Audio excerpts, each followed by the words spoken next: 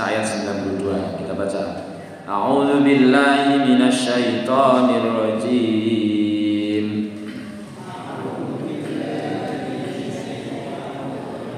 Bismillahirrahmanirrahim.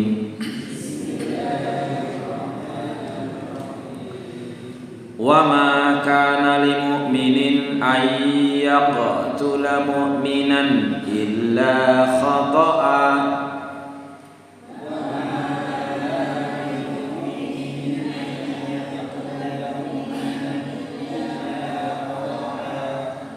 wa ma kana lil mu'minin ay yaqtula mu'minan illa khata'a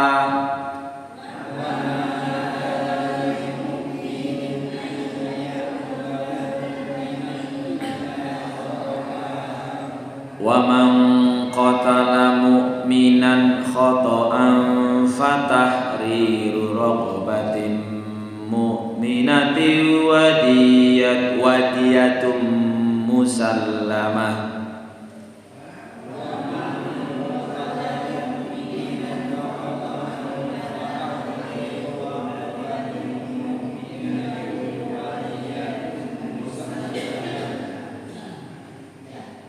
wa man qatala mu'minan khata'an fatahriru raqabatin mu'minatin wadiyatun musallamah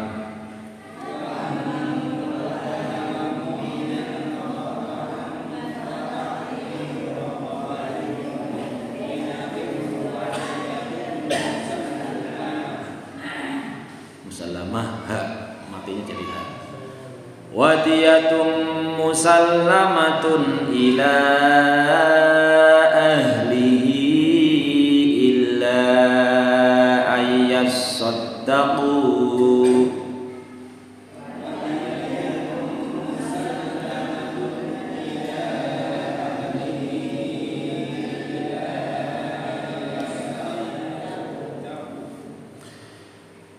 wadiyatun musallamatun ila ahlihi illa ayyasaddaqu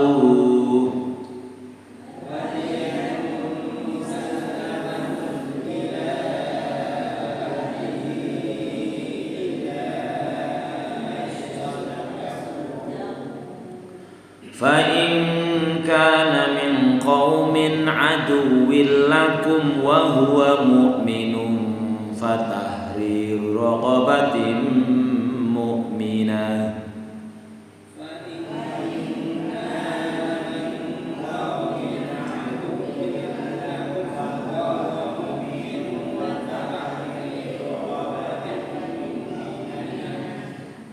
fa in kana min qaumin aduwwin lakum wa huwa mu'minun fatahriru raqabatin mu'minah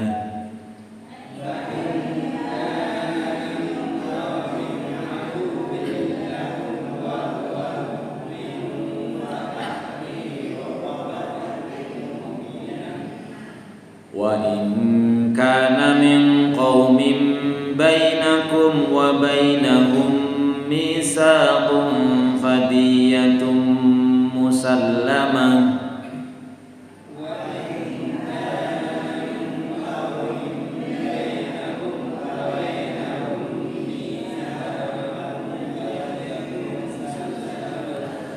wa in kana min qaumin bainakum wa bainahum misaqun fadiyatun ulangi wa in kana min qaumin bainakum wa bainahum misaqun fadiyatun musallamah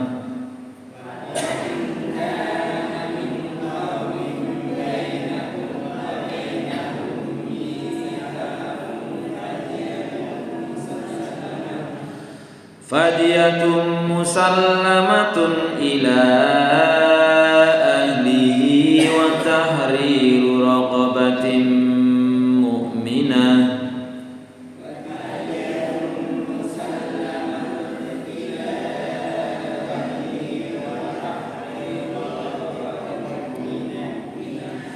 fadiyatun musallamatun ila ahlihi wa tahriru raqabatin mu'minah.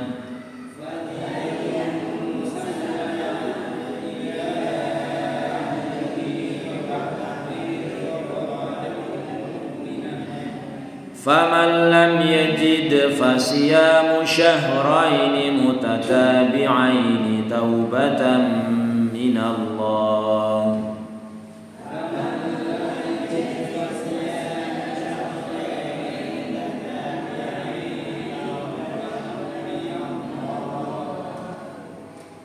Faman lam yajid fasiyamu syahraini mutatabi'aini taubatan minallah.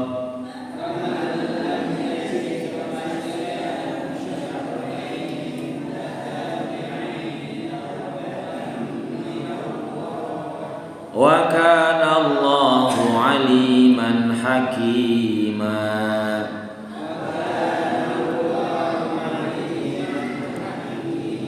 Wa kana Allahu aliman hakima.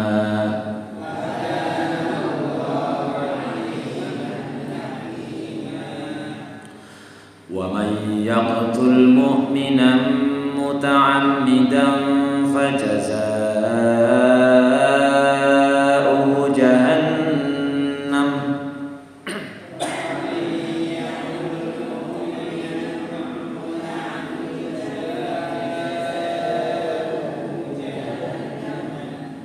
Wa man yaqtul mu'minan muta'ammidan fajazā'uhu jahannam.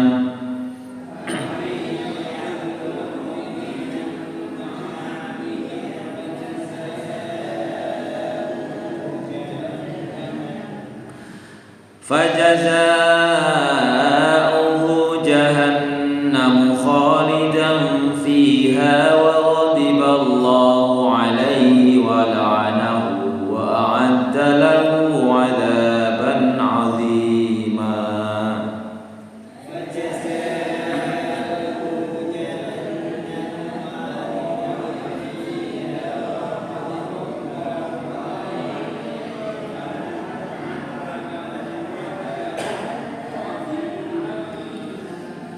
Fajazā'uhu jahannam khalidan fiha wa ghadiba Allahu 'alaihi wa la'anahu wa a'adda lahu 'adzaban 'azima.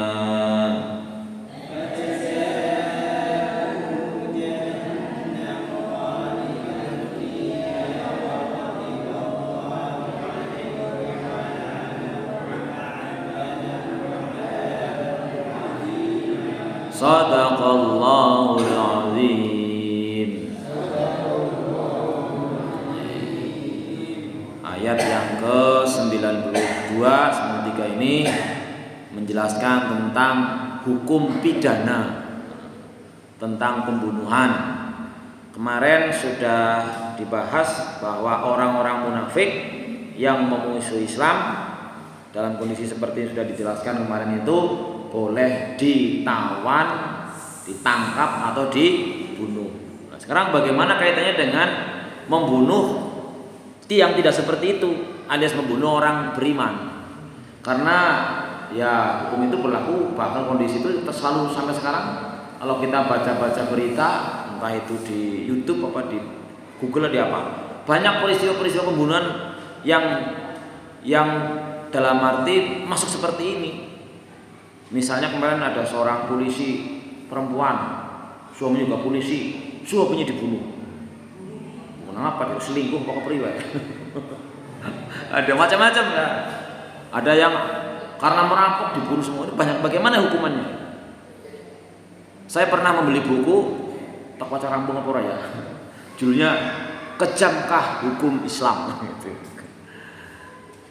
Karena kalau mengikuti konvensi internasional atau kesepakatan negara-negara internasional kan tidak ada hukuman mati. Karena apa? Yang berhak mencabut nyawa seorang hanyalah Tuhan. Tapi kalau dalam Islam ada ketentuan yang disebut dengan hukum kisos. Kisos itu bukan berarti hanya hukum mati tok. Nyabet ya hukuman yang sejenis. Nyabet ya balik ke kisos saja di sabet, gitu gampangannya seperti itu. Kalau dalam Al-Quran orang yang membunuh orang hukumannya ya dibunuh.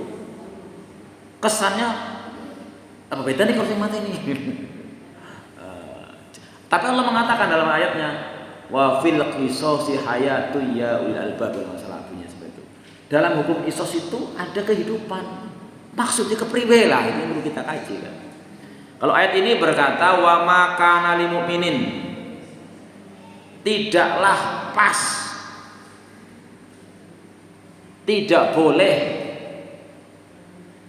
la yambaghi lil mu'minin wa la yaliqu bihi ay yaqtula mu'minan. Sama sekali tidak boleh, tidak pas wong beriman membunuh orang beriman yang lain. Walaupun kata beriman itu kan bu iman sing ngaku-ngaku trok, bu iman sing memang isi urun tekan level iman. Karena kan kemarin sudah disinggung bahwa kalau orang mengaku beriman itu ada 3 kemungkinan. Pertama lomboni orang munafik. Katakanlah orang munafik kan ngaku beriman. Ini kalau masih jelas-jelas hanya orang beriman, bu iman level iman itu nggak boleh dibunuh. Maka di sini dijelaskan sangatlah tidak boleh, tidak layak, tidak tepat orang beriman membunuh orang beriman lain illa khoto'a, kecuali tersalah, alias bunuhnya pertama orang sengaja, kan berarti kesalahan, bukan kecuali dia bersalah, bukan kecuali si yang dibunuh bersalah, bukan. Yang membunuh itu pertama niatnya orang mati ini tapi malah mati. Nanti dalam buku fikih ada yang membunuh sengaja, seperti sengaja, tidak sengaja, gitu. Ada kategori-kategori seperti itu. Ya tersalah. Pertama misalnya orang lagi bal-balan, nendang bal karena ditangkap bola dan kiper malah kipernya mati ketabrak bal umpamanya, itu kan tidak berniat membunuh. Atau misalnya pemburu atau tentara atau apa lagi berburu di hutan kayak kijang kayak tembak terus jebule orang nongkrong, nah itu kan nggak sengaja. Nah itu bagaimana hukumannya? Di sini la yambaghi wa makan min ayyaqtula min illa khoto'a, tidaklah tepat seseorang, tidaklah boleh orang beriman membunuh orang lain kecuali karena tersalah. Wa man qatala mu'minan khata'an fatahriru raqabatin mu'minati wa diyatu musallamatin ila ahlihi. Maka ini pasalnya berbunyi barang siapa membunuh orang beriman lainnya karena kesalahan tadi, maka dia wajib memerdekakan budak yang beriman, dan membayar diat yang diserahkan kepada ahli warisnya. Loh, pertama kalau orang sengit benci kepada Islam, kan Islam mengajarkan perbudakan, bukan begitu. Islam datang, Rasul diutus, perbudakan sudah merajalela. Justru Islam bagaimana semangatnya membebaskan perbudakan, dicontohkan Rasulullah. Bahkan juga ada Zaid bin Harisah yang tadinya budak dimerdekakan, bahkan diangkat jadi anak angkat. Tapi itu tadi kalau orang namanya wong benci, jenenge sing elek-elek boy. Mau pikir ketone elek jenenge mata sengit itu. Makanya kita diajarkan jangan menjadi posisi pembenci atau pencinta membabi buta. Sebab ainur ridho angkul aibin kalilatun wa ainusukti bil masawiyah. Wong anggar jatuh cinta gue main kabeh. Sampai-sampai kata orang pepatah, orang jatuh cinta katanya boleh kaya merasa coklat. Murahnya coklat sih, boleh lancung kadang-kadang gitu kan. Itu maka jangan sampai begitu. Jadi kalau ainur ridho tubdil ainur ridho angkul aibin kalilah, mata cinta buta dalam hal yang nista, mata benci hanya lihat yang bisa dicaci-caci gitu. Jadi pilihnya kita harus orang yang adil, jangan menggunakan kacamata sebelah bahasanya.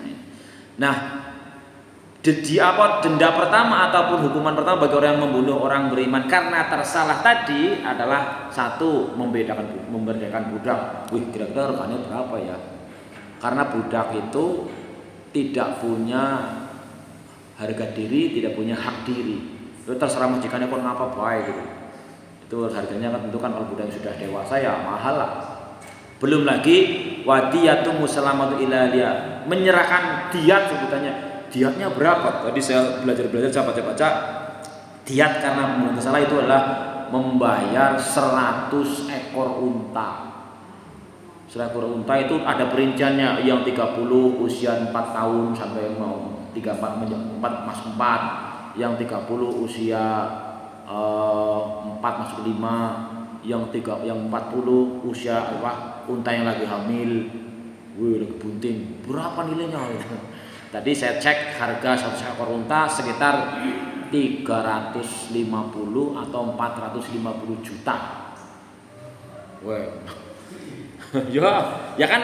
Oh, berarti misalnya yang terbunuhnya itu adalah orang beriman, dia pencari nafkah, keluarganya menjadi mendapatkan nafkah dari si pembunuhnya yang tidak sengaja tadi. Kan seperti itu, bukan asal kayak Indonesia misalnya membunuh cuman 10 tahun, 20 tahun.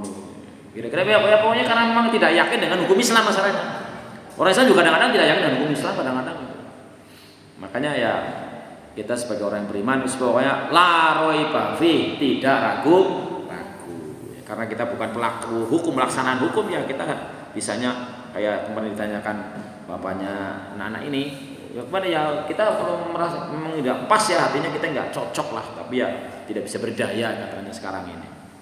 Nah, di situ adalah wadiyatu musalamun ilaliyah, membayar diat. Dan kita tahu berita-berita kalau misalnya di banyak dulu ya kasus di Timur Tengah, TKW ya, yang diadili oleh pemerintah Timur Tengah sana karena pembunuhan, entah pembunuhan karena apa, yang jelas kalau dinyatakan bersalah kemudian dia harus bayar diat, nilainya kayaknya miliaran apa ya waktu itu. Maka kalau enggak kisos gitu. Jadi hukuman karena hukum apa yang keluarga yang ditinggal karena pembunuhan sengaja itu boleh menuntut kisos.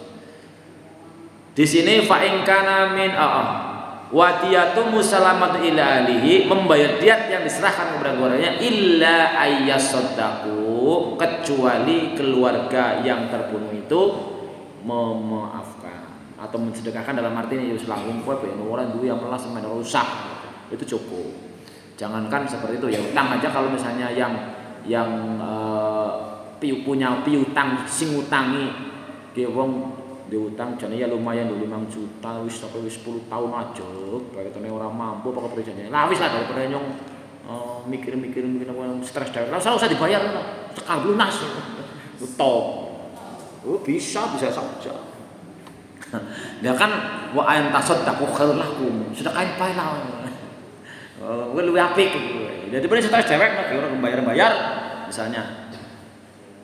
Terus bagaimana bagi si pemilik hutang itu tadi? Ya wis jinang saya wis lunas urusannya. Tapi kalau selama ini misalnya dia jane ya bisa nyicil tapi ora belum nyicil, gue masuk kategori zalim gitu. Maka kalau bagi saya ya di situ mungkin wajib sunnah sih, sunnah wajib didahulukan. Saya misalnya Gledin kemarin aku konferensi di Korea 35 juta wis tuh. Ya wis kan gue di tanaman bos semua tak cicilin nang sebulan 1 juta. Tapi ketika misalnya tapi ini saya janjinya nyicil dengan kalau gaji saya yang ini cair ini.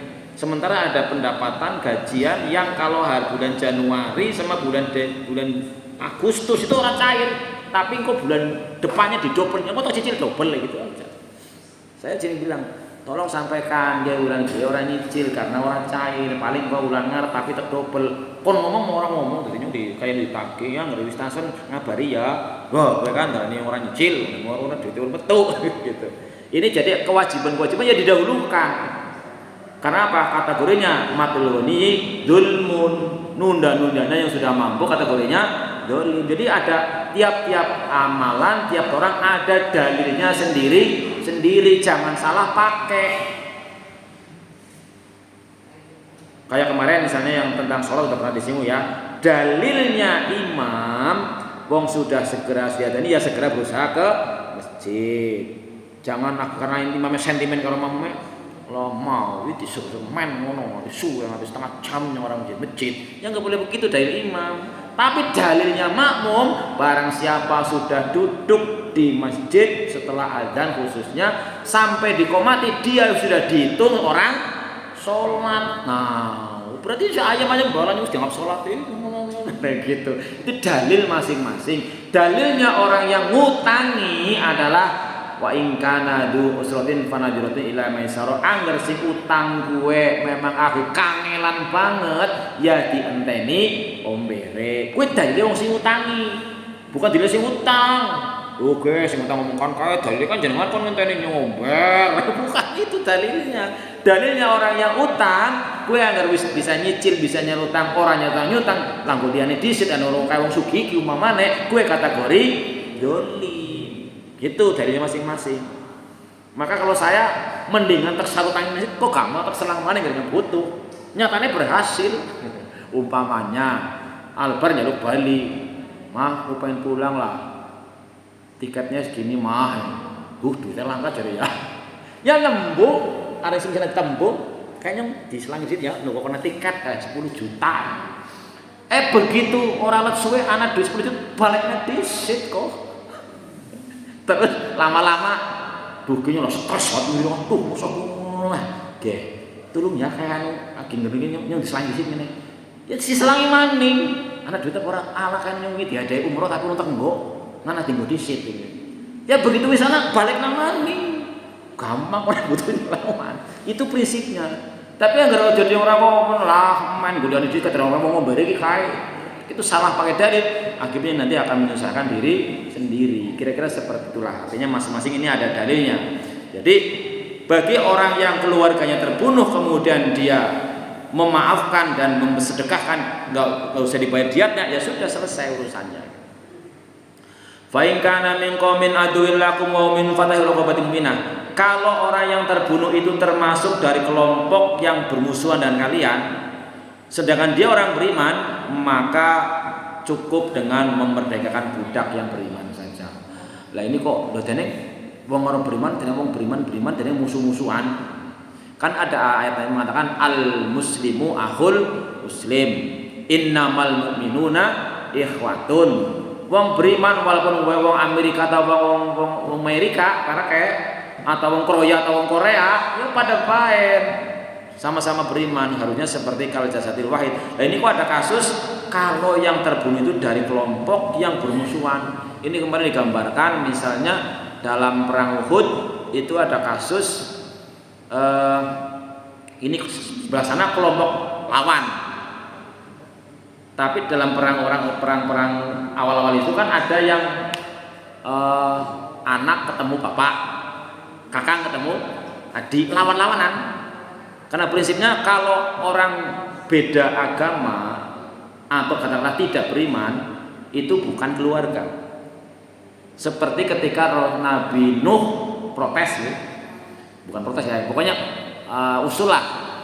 Doanya Nabi Nuh kan Rabbi la tadar fil ardi minal kafirin dayyara. Gampange wae Gusti Allah kula nyuwun wong sing kafir nang pateni bae lah kabeh. Lah engko anggere dicorna bae wong lahirnya anak berkafir maning ngene. Akhirnya banjir lah. Termasuk akhirnya anaknya yang bernama Kan'an Ibni, menyebutnya Ibni. Anakku memang anak kandung itu ikut mati. Lalu Nabi Nuh bertanya, "Ya Allah, sesungguhnya dia anakku, tapi kenapa ikut mati?" Ya tadi mintanya begitu kok. Tapi kemudian Allah jelaskan, "Wahai Nuh, innahu laisa min ahlika." Kan'an itu walaupun anak kandungmu, dia bukan keluargamu. Innahu amalu ghairu sholih, karena dia tidak beriman katakanlah. Jangan kamu menuntut jabat kaya wong bodoh kowe gitu. Sehingga dalam perang Uhud, perang Badar juga ada yang anak ketemu anaknya bapak sama-sama perang itu lawan karena dia tidak beriman. Nah itu ada kasus bahwa bapaknya masih di kelompok musuh sana, anaknya di sini, sehingga bapaknya terbunuh. Tapi katanya bapaknya sudah beriman gitu loh. Cuman entahlah kenapa masih ada di lingkungan sana apa. Ya kadang-kadang kan ada orang yang tidak mau hijrah waktu itu kadang-kadang orang kepenak karo tanggane, orang kepenak karo anak dan sebagainya lah. Sehingga pokoknya kasusnya kalau yang terbunuh itu dari kelompok yang memang kamu bermusuhan, ya ini pembunuh tidak sengaja, itu maka cukup membebaskan budak. Kemudian wa in kana min qaumin bainakum wa bainakum mitsaqun fadiyatun muslimun ilaihi wa tahriru raqabah. Tapi kalau yang terbunuh itu dari kelompok yang kamu dengan mereka ada perjanjian, misalnya perjanjian saling melindungi, kok malah tidak bermusuhan malah terbunuh.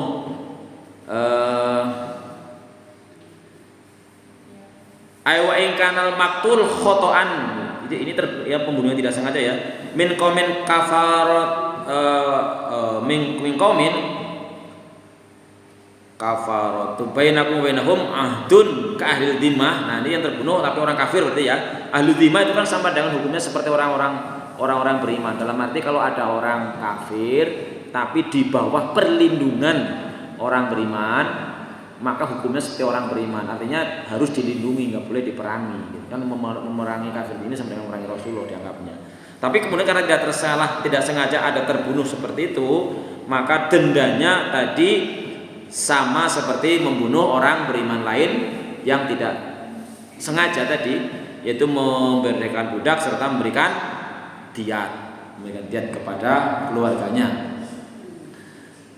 Faman lam yajid fasyamu syahran mutatabi'in taubatan minallah. Barang siapa tidak menemukan untuk membayar diat, untuk membayar ini, karena kalau yang namanya kifar atau denda itu kan kita lihat ini apalagi kaitannya dengan uang ya, dengan diat, dengan harta 100 ekor unta. Lah gue sing mati apa wong duwe gue. Termasuk ada contoh dulu di zaman Rasulullah kaitannya dengan kafarat ya, denda yang suruh puasa 2 bulan berturut-turut.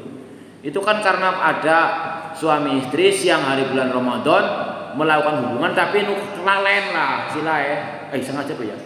Sengaja, sebenarnya orang apa-apa. Sengaja. Anu orang ngerti apa kepriwe lah. Orang kan ya sengaja tapi kemudian sadar salah gitu. Kan lapor sama Rasulullah. Lah, gue dendamnya gue memberi makan 60 orang miskin. Nyung sing paling orang duwe. Itu sampai ya puasa, kalau gue puasa dari sini barang siapa tidak mendapatkan sesuatu yang sebagai diat, katakanlah wajib berpuasa 2 bulan berturut-turut gitu kan. Puasa 2 bulan yang sebulan ora kuat. Ya, yang akhirnya oleh Rasulullah malah ya wis ki anak dhewe ki ngumpani anak muda wae sing paling orang duwe. Nah, sebagai pelakuan hukum lah. Nah, jadi di sini syarat mendapat taubat dari Allah bagi orang-orang yang melakukan tadi, kalau tidak memiliki harta sebagai diat untuk menebus memberikan budak maupun untuk memberikan kepada ahli warisnya, maka dia diwajibkan berpuasa 2 bulan berturut-turut. Wa kana Allahu aliman hakima, Allah Maha tahu, Allah Maha bijaksana. Ayat terakhir, wa may yaqtul mu'mina muta'ammidan. Nah ini, barang siapa membunuh orang beriman dengan sengaja dalam arti apa? Mestinya dia tidak berhak untuk membunuh, kecuali misalnya ada putusan hakim kalau gojonya kayak penggal misalnya gitu, atau putusan pengadilan udah ditembak mati misalnya. Ini mau gara-gara kadang-kadang banyak hal sepele kan, orang begitu entengnya. Ada yang mungkin rebutan warisan sing ora sepira, ada bahkan kalau dalam sinetron Aku Menangis itu kan, Gusti sini aku menangis, mesti rebutan ini orang rebutan pasangan, rebutan jabatan, rebutan harta, aku tok. Emang sejak zaman Rasulullah kayak gitu, contoh ujian manusia.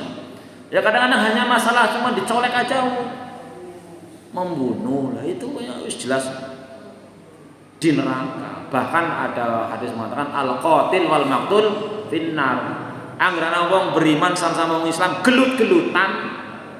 Sing mateni kalau sing dipateni pada pengen neraka. Iya. Lah ngersing mateni ya wajar, wong dia mateni ya menghilangkan namanya orang lain. Lah ngersing dipateni, alah dia bimonen war mateni, engko disitan. Ada orang. Lah kalau cerita Habil sama Qabil walaupun rebutan cewek, rebutan iklim apa itu, si Qabil si Habil kan tidak melawan. La imbasat tayadaka li aqtulani li taqtulani ma ana bibas dia li aqtula. Qabil anggar kowe nganti berusaha memanteni nyong arep murah. Yang ana ngerti lima gelem karo kowe umat. Tapi karena saking kesuwe lah ini masalahnya. Karena marahnya itu. Marah itu luar biasa. Kalau kayak mutan bali-bali iman la daudub walakal jannah itu al ilman badi TK. ulih hadis kang gurune la taghdab walakal jannah. Jangan marah, engkau akan mendapatkan surga. Ya, memang marah itu nggak boleh. Ya memang aturannya. Tapi kalau terpaksa harus marah, marah yang disengaja, marah karena jangan dari hati, dari kepala. Paling mana nyengir-nyengir ketok itu kan drama, main acting. Gitu. Tapi kalau misalnya memarahi dalam arti kebetulan dan kita terpaksa, ya mungkin nggak bisa menahan, ada aturannya. Kalau marah lagi ngadeg, jago. Malah balik kok jauh dari malam nyat. Jago ngurung mari kudu, lagi orang sesungguh yang jelas. Jadi ya kita tidak boleh gampang marah. Jadi Rasulullah mengatakan la taghdab farad tadamiron la taghdab. Aja kesuka itu sehingga kalau misalnya dalam arti ada perintah dalam Al-Qur'an dalam hadis ya. Kalau anakmu wis umur 10 tahun kok isih gelem ninggalan salat, sabet. Kowe kan simbol marah kan ya, sabet. Tapi kan bukan berarti kemudian marah dari hati ke priwe, tapi ya berusaha hanya mendidik, teknisnya mendidik. Sehingga kalau saya di kelas yo kadang-kadang yang ngebiak meja barang kadang ya pentungan barang itu pada yang ngiring. Tapi akhirnya muridnya tahu lah Pak Guru paling ngotok-ngotok gitu. Ini intinya bahwa kalau barang siapa orang beriman kau membunuh orang beriman dengan sengaja, maka balasannya adalah jahanam khalidan fiha, kekal di dalamnya, Allah murka padanya dan melaknatnya serta menyediakan baginya siksaan yang sangat agung. Dalam arti berarti ya sebesar apapun dimusyawarahkanlah, pasti ada. Apalagi kita sebagai orang yang beriman juga memang menyadari apapun yang terjadi pasti atas izin Allah. Kalaupun likulli syai'in sababa, ya mungkin saja misalnya. Ini ada contoh kemarin saya sama ibu diikrarkan kue ngono, kue karangan dibagi-bagi kue. Wis dibagi-bagi jare dipatok-patok karo cakra sikir apalah. Barang ngerti sertifikat nanti dah lah ya sing nono ora nana sing ana mbah ki sing batese Mas Nur ndi ya kiye ngana lho sik kae barang di sertifikat jane ki kaceke 10 bindang wae. Lah saya kasih solusi gampang. Kowe yang sing kebagian lebih ciut kepengen sing ngambah tukeran sertifikat yang ana kae nyunggun kowe tenggonyo ya kena. Kepenak bae lah. Ngarep priwe kenal bagi saya dunia lah pirang suwe ini paling tidak mending mati baik jangan sih gara-gara mung perbedaan apa sepin pembagian kaum tua terus merasa ora adil. Pertanyaan sebagai anak ya kok sampai apa yang tua itu arti mestinya tapi sebagai orang tua ya kayak tadi anaknya butuh tiket ya berusaha ngeliat. Nah itu kan ketemulah dalilnya masing-masing. Intinya di sini adalah bahwa kita antara orang beriman jangankan sampai bunuh-membunuh. Wong yang namanya ngerasani aja enggak boleh gitu. Tapi ya kita sering kelalen orang kerasa, jadi ngerasani orang kerasa. Ya, kenapa? Barang siapa ngerasani atau membicarakan keburukan orang lain yang memang nyata, itu sama dengan memakan bangkai daging saudaranya. Jadi mudah-mudahan ya penjelasan dari dua ayat ini sekelumit meskipun tidak mendalam adalah bahwa kita tidak boleh melakukan hal-hal yang bertentangan dengan syariat. Prinsipnya begitu kita membaca alhamdulillahi rabbil alamin, kita menyatakan bahwa kita siap mengikuti aturan. Rabb itu artinya maha mengatur. Aturan Allah pasti yang terbaik, meskipun kayaknya orang-orang kayaknya ya, tapi kita mesti didasari lah. Kalaupun saya ketone belum begitu paham ya memang mungkin belum paham, tapi pastilah ini yang terbaik. Maka kalau kita menyadari seperti itu akan enteng apa-apanya itu. Apalagi terhadap sesuatu yang sudah terjadi, nggak bisa dicabut. Wong sudah kejadian, wih dongannya aja kaya, wong kejadian dongannya aja kaya, wong kejadian. Ya jangan maka ada perintah la taqul lau anni fa'altu kada wa kada fa inna lau taftahu amal syaiton, karena ucapan-ucapan dongannya aja kayak gue itu bisa membuka pintunya setan luar biasa licik, sudah bisa cerdiknya untuk menggoda kita, menjerumuskan kita, sehingga kita perlu berhati-hati ya, kita minta perlindungan. Bahkan juga ada doa sebelum sholat ya, sebagai doa yang ini memang jarang yang mengetahui, karena saya juga penasaran sebenarnya. Itu di Al-Quran disebutkan waqur rabbi a'udzubika min hamazatis syayatin wa a'udzubika rabbi ayahdurun. Ini jarang yang tahu, karena saya saya baca ternyata penjelasannya adalah suatu saat ketika Rasul sedang sholat itu setannya itu orang mengganggu terus diturunlah wahyu itu. Berarti kan bisa kita baca selain Qul a'udzu birabbin nas. Umumnya biasanya kita hanya baca surat An-Nas. Tapi itu ada doa dari Al-Qur'an, Rabbi a'udzubika min hamazatis syayatin wa a'udzubika rabbi ayyahdurun. Wahai Tuhanku, aku berlindung dari bisikan para setan dan aku minta perlindungan jangan sampai setannya teka. Begitu setannya komat hibrid, rampung komat balik maning langsung resep maning kok.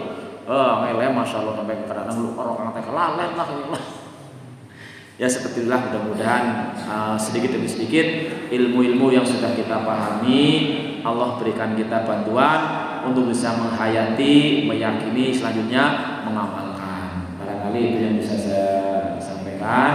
Paling akhir mohon doanya, insya Allah nanti jam 10:30 saya akan sekeluarga akan mengantar Albar ke stasiun Kroya. Selanjutnya dia akan singgah di rumah buliknya di Bekasi. Kemudian hari Senin pagi dia akan menuju ke rumah temannya. Katanya hari Senin itu akan diajak jalan-jalan. Kemudian kemungkinan hari Rabu atau Selasa malam dia berangkat ke bandara. Pesawatnya katanya dini hari jam 1-an, mungkin hari Rabu pagi menuju ke Kairo. Mohon doanya mudah-mudahan selamat di perjalanan dan seterusnya sehingga mendapatkan ilmu yang bermanfaat. Untuk dosanya kita iringi dengan Fatihah. Al-Fatihah.